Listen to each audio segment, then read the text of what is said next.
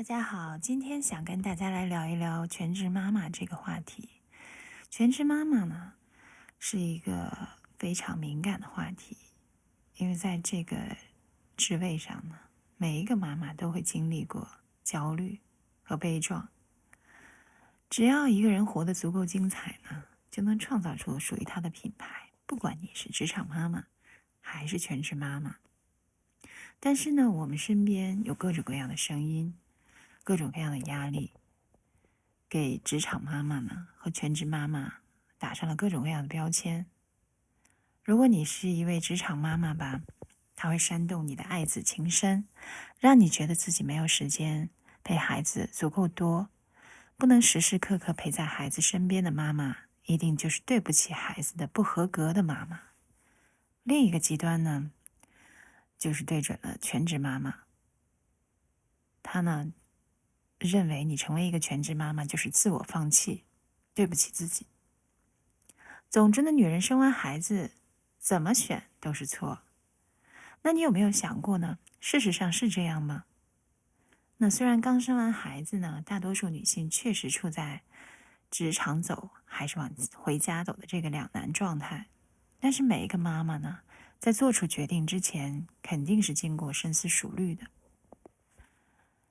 非常艰难的决定呢，一般呢都是两个不太好的决定，你只是选了一个自己相对能够承担的。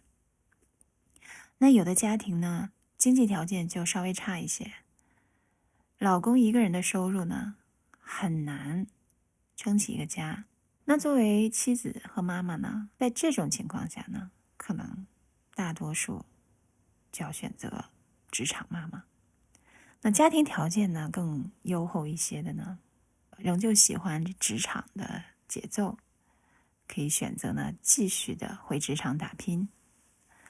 那不想在这种压力很大的环境中工作呢，只想呢安心做一个全职妈妈，陪孩子、做饭、洗衣服、买菜。那家庭主妇呢，就是非常理想的选择。但是前提是呢，家庭条件要够优越。先生呢，一个人的收入可以支撑一个家。那不管是职场妈妈也好呢，全职妈妈也好，每一个选择都呢曾经是自己综合了各个因素来做出的最合理的、最优化的一个选择。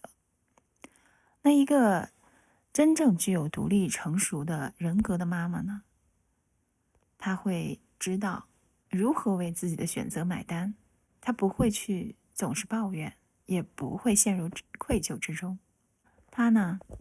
她会爱自己的每一个真心诚实的瞬间，而呢，就在她所处之地呢扎根生花，而不是自己做了选择之后再去抱怨、埋怨，甚至呢非常幼稚的骂自己傻、混蛋。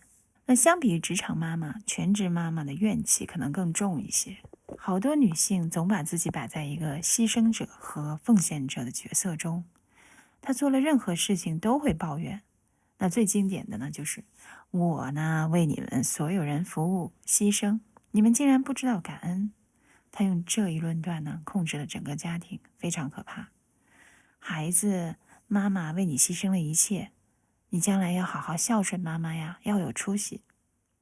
老公啊，我把自己的时间都给了这个家，你可不能背叛我。要是那样，我就什么都没了。我什么都做了，婆婆还是欺负到我头上，这个家到底谁说了算？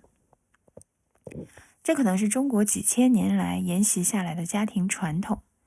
中国人很习惯用亲情来绑架自己的家人，以爱的名义实行亲情绑架、奉献绑架。因为付出了自己，她会觉得老公欠她的，全家人都欠她的，全世界都欠她的。这是一个很恐怖的状态。如果你正处于这种抱怨的状态，请快快的清醒过来。首先，你做的任何决定呢，都应该是你个人成熟的决定。既然做了这么一个决定呢，就没有任何人欠你。家庭里面的规则就是，如果你干了，那就是你真的愿意干；如果你真的不愿意干，那就别干。千万不要凭着你干了一件事，而要求别人去干另一件事作为报答。那当然，这些决定需要和家人充分沟通。相信家人最终会支持你。选择做一位全职妈妈也是如此。你做了全职妈妈，是因为你现在真的需要做全职妈妈。为什么一些全职妈妈总喜欢抱怨呢？是因为她最终没有办法为自己所做的决定负责，而为做全职妈妈的决定呢，全是家人的决定。而事实上是这样吗？就算你做了全职妈妈，是为了照顾整个家庭，这个决定是一个家庭的决定，但它归根结底却是个人的选择。个人既然做了和接受了这个选择，那就去做，而且把它做好。在我们的大社会环境，人们只是说全职妈妈心里苦，但其实全职妈妈的生活并不都是苦。全职妈妈这个选择有好有坏，你多了陪孩子的时间，多了在家里的闲暇和心灵放松的时间，不用到职场去撕扯谈判，不用再去面对许多环境和职场的险恶。但是这个选择肯定也有不好的方面。全世界没有一个决定只有好的结果。如果一个决定的结果全是好的，那还要做什么决定呢？所有的人都扑上去了。现实一点，睁开眼睛去看看更长远的地方，也接受每个决定中让你痛苦的部分。没有人能拒绝不好的部分，但是有人选择不去抱怨。不抱怨的人往往也会让快乐成为自己行为的底线，拥有珍惜快乐的能力。如果感到不快乐，就撤出来，再换个选择，让自己快乐起来。要知道，快乐开心的人会招来好运气。妈妈的心态一旦摆正了，看清楚了现实，就很容易消除内心的焦虑和抱怨，然后再去做全职妈妈，会开心很多。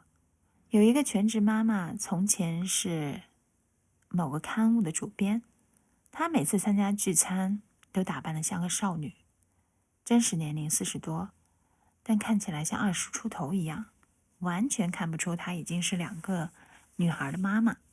各种各样的帽子数百个，蕾丝边的裙子，颜色鲜艳的鞋子。她的帽子、裙子、首饰占了家里整整3大衣柜，时不时就会在朋友圈搞个断舍离，99元大甩卖，旧的流通，新的进来。她是全职妈妈，但她很忙。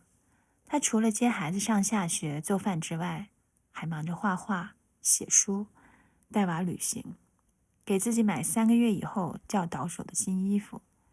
你永远都不会听到她在抱怨，反而我们很多朋友遇到堵心的事情都去找她倾诉，她也总能给出宽心得体的意见。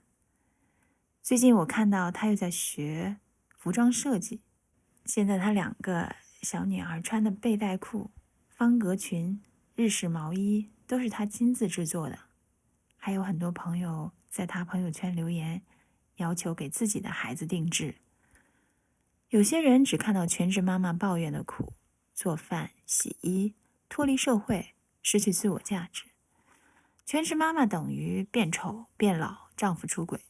前段时间，我的前半生，曾经美丽的罗子君在家做了几年全职太太，却被一个平凡的女人夺走了丈夫。这让罗子君不得不坚强，重新走上社会，去追求自己的事业，变得美丽，最终遇到了一个更值得爱的男人。数据显示呢，50%以上的离婚是由于第三者插足，对方出轨是产生离婚想法的首要因素。但是有一点，我们是否想过，如果男方产生了想要出轨的念头，根本原因只是配偶变成了全职妈妈吗？只能说，全职妈妈一旦遭遇老公出轨，该如何生存是一个难题。30多岁的全职妈妈被离婚了，老公出轨，她没工作，还得带着孩子重新出去找工作，也没人要。不工作怎么养孩子、养自己？这种事情在现实生活中屡屡发生，残酷的现实赤裸裸地摆在眼前。从这个角度来说，全职妈妈的确是高危职业，但是工作收入从某种意义上来说是提高安全感的一个因素，但对于是否要全职，我认为是因人而异的。每个家的情况都不一样，没办法给出标准答案。如果我们在家已经是困难重重，家人不理解，自己不开心，而且无法从家庭的土壤中汲取到更有用的养分，那么出去找工作未尝不是解决办法。当我们拥有独立的经济能力，就可以随心的为自己、为孩子买，而非每个月手心向上要钱，心生愧疚的砍掉自己的置装费，在黄脸婆的路上一去不复返。一个朝气蓬勃的妈妈，势必会比困顿纠结的妈妈更能给自己也给孩子安全感。同事因为生娃辞职回家做了2年的全职妈妈，大家印象中聪明伶俐的女孩，慢慢变成了朋友圈里每天抱怨生活的家庭妇女。从最初的孩子哭闹、睡不好觉，到婆婆难相处，老公嫌弃自己花钱大手大脚。后来那个女孩痛定思痛，最终决定出来工作。在团队里不到半个月，再看她的朋友圈，已经能够感受到她整个人的气象一新，那是灵魂重新恢复了活力的样子。不光如此，从前因为新生儿而变得不融洽的家庭关系，也因为她自身的改变而越来越顺滑，和家人关系也变得更好了。如果我们有强大的内心、独立的灵魂，更有家人的支持理解，那么又何必因为全职而患得患失呢？有一位曾在外企打拼过的全职妈妈，为了她先生的工作辗转世界各地。她说，看到所谓全职妈妈都是靠老公，不独立，没办法掌握自己的人生，活该被小三等论断，她觉得特别可笑，而且那是一个完全中国式的论调。如果有机会，她也希望在自己的事业上开拓一片疆土，但如果需要牺牲事业来照顾家庭、教育子女，她认为也没有什么不妥，不过就是换个地方发光发热而已。一个拥有自由的女人更容易快乐，也更容易感知幸福。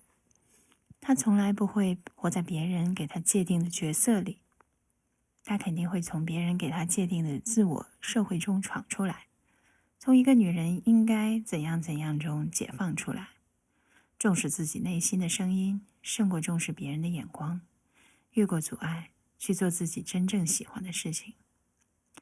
妈妈的自由也会给孩子做出榜样。我们不想让下一代的孩子再承担太多的压力，再去面对父母这样那样的期望。我们希望从我们的孩子出生那一刻开始，他的人生便是没有任何负担的，宛如羽毛，只做自己，自由的自己就够了。今天呢，就跟大家聊到这里，希望能给大家有一点点的帮助。那我们下期再见。